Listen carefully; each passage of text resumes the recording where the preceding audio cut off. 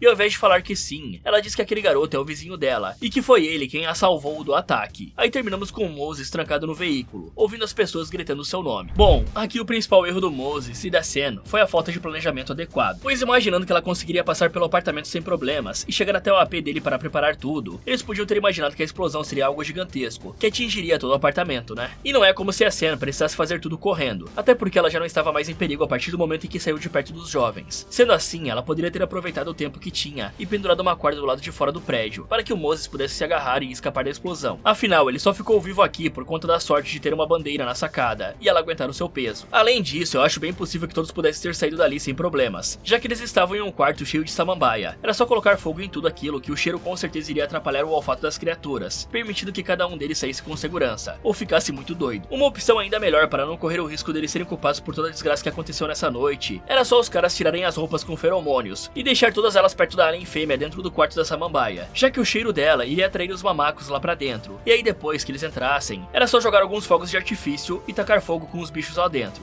Jogar o corpo da alien fêmea pela janela seria uma boa alternativa também. Qualquer uma das duas seria melhor que explodir um apartamento enquanto estava lá dentro. Fala galera, esse foi como derrotar Ataque ao Prédio. Você acha que conseguiria sobreviver? Me contem nos comentários. E se você decidisse visitar uma faculdade que supostamente é assombrada, quer saber se essa galera vai sobreviver? Então clique aqui nesse vídeo, ou aproveite para ver outras sugestões do Derrotando Filmes. Muito obrigado por assistir, e tome cuidado com o que você vê no céu. Às vezes tem a chance de ser uma invasão alienígena, mas na maioria das vezes, não é nada.